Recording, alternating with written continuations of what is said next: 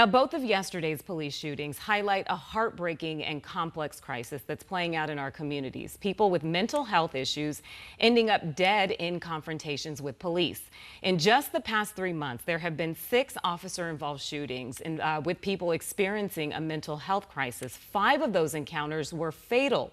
12 News journalist Kyle Simchuk is speaking with a former cop turned de-escalation trainer who says the issue is bigger than just law enforcement.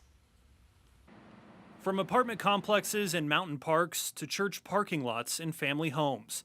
Since July, 6 men across the valley, described as being suicidal, have been shot by police.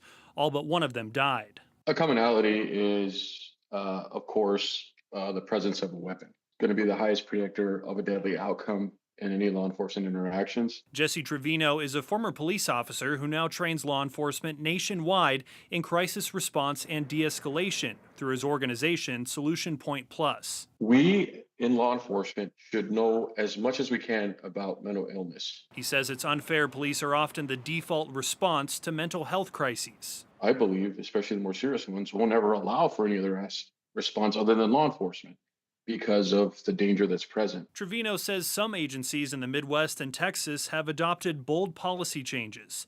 If a suicidal person is alone, barricaded inside a home, and calls police, they don't answer. Either they won't respond, they won't show up at all.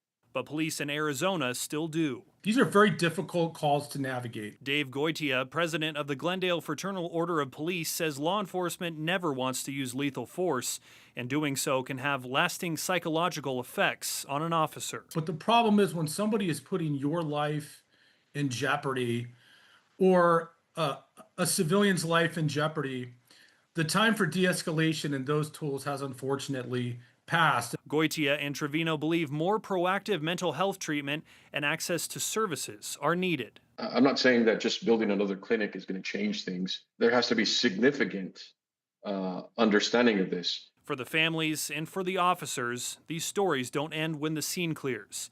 Each case brings grief, anger, and lasting trauma.